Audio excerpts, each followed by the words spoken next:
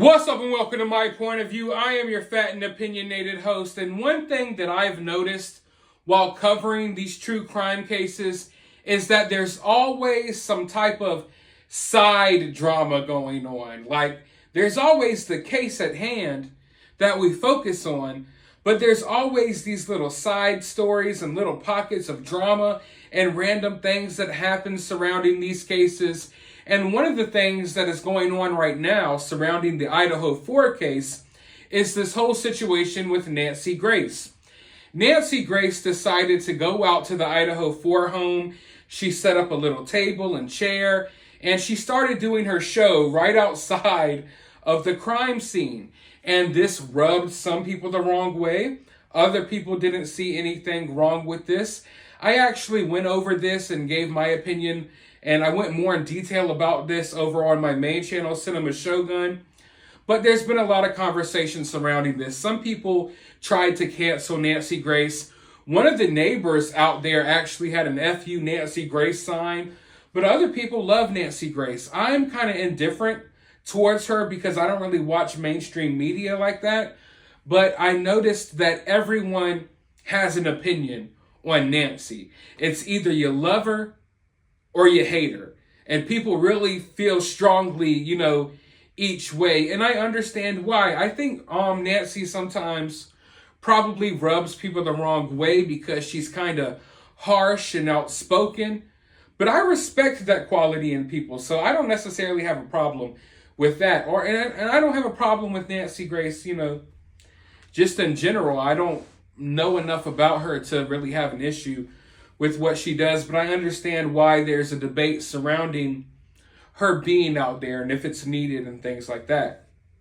But while she was in the area, she actually spoke with one of Bryan Kohberger's neighbors, and there's some information that was revealed there that I really want to talk about here.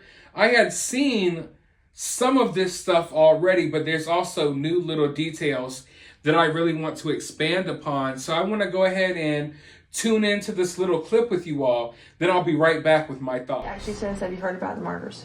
Yeah, when we were talking right here, he said, have you heard about these murders? And I was like, yeah, because it just happened. He was like, yeah, it seems like they don't have any leads. And I was like, yeah, I guess not. And then he's like, yeah, they think it's a crime of passion. I was like, yeah, well, I don't know. And then he kind of left it at that, but he did bring that up. Like, it was a normal conversation. Well, I've got to tell you something. Did you see that video that you just played, El? The way we had to cut it is because the neighbor and many other people in his apartment complex do not want to go down in history as Bryan Kohberger's friend. Nope. They don't want their name out there. You were there too. They don't want their name attached in any way. Also, that neighbor also told me that he had been asked by Kohberger's father when he moved Kohberger into the... See, you can't see the face, the apartment, anything there. And we did that to protect him. Kohberger's father moved him in, like when you take somebody to college and your parents move you in, and actually asked the neighbor, hey, will you be his friend? Because he couldn't make friends. It's like setting up a play date. And at some point, the neighbor's wife said, don't bring him back. I've got a bad feeling. Do not have him back in this apartment. So I knew that one of these neighbors actually spoke to Bryan Kohberger about the Idaho 4 situation, and we went over that information before, but hearing it out of his mouth, it's like the reality really sets in. But then you hear that the guy's girlfriend told him not to let Bryan back over. And fellas, if you're watching this video, I'm telling you all, sometimes women have this certain intuition. Sometimes they can sense things about people and their character or something. And I would just say, I'm not saying women are always right, but oftentimes women are right about things like this. I don't know if it's a motherly, protective instinct that is inside of them, but they can often spot the crazies. So listen to your ladies if they tell you, hey, I don't know about this guy, because his girlfriend was right about Kohberger and saved him from who knows what. I'm not saying Kohberger would have done something to him, but the last thing you want to do is be hanging out with Kohberger for 6 months, playing Call of Duty before he does something like what he did. So hopefully she stopped him from interacting with Kohberger too much. But another thing that, of course, we have to talk about is how Bryan Kohberger's dad asked this dude if he would be friends with Kohberger. Now, if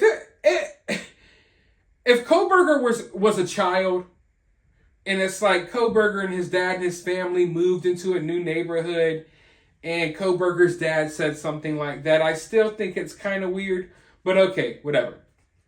Kohberger's 28 years old. A grown arse man. Grown as hell. You know what I mean?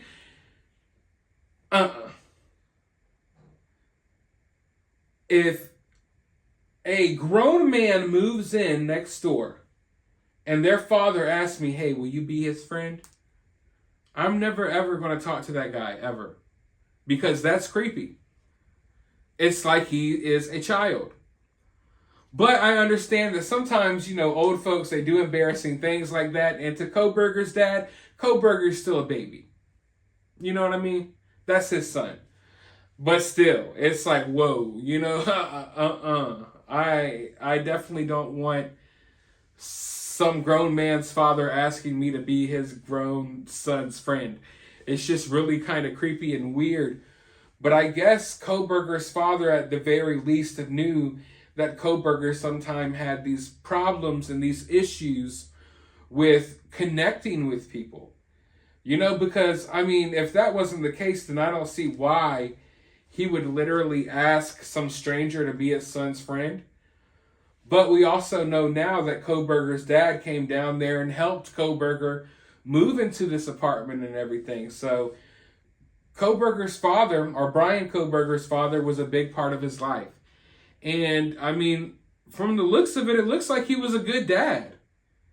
There's still questions out there. People are still asking if he knew anything. And I may have to make another video on that because they actually talked about that a little bit as well here. But it's definitely weird when a grown man is moving in next door and their father is asking you to be their friend.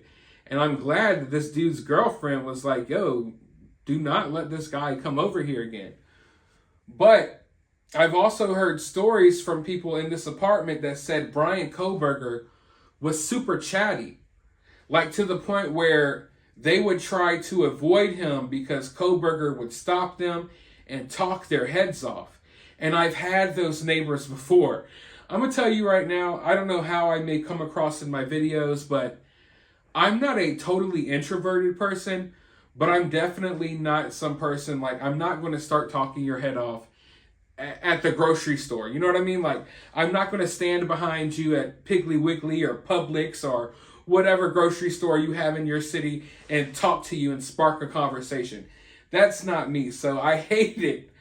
When I used to live in apartments, I would hate it because, you know, you're going home, you're just trying to get from your car, you maybe just got off work, I just want to go into my apartment, but then you always got that neighbor that's just like standing around outside and would just talk to you for like 3 hours on end, and you don't even care about the conversation. You really just want to leave, but you don't want to be mean.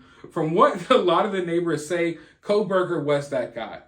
Some of you all won't get it, some of you all won't understand, but a lot of you all know that guy. You know the type of person I'm talking about. That person that is just chatty and just, I don't know if they don't have anything scheduled in their life, but they will talk your head off.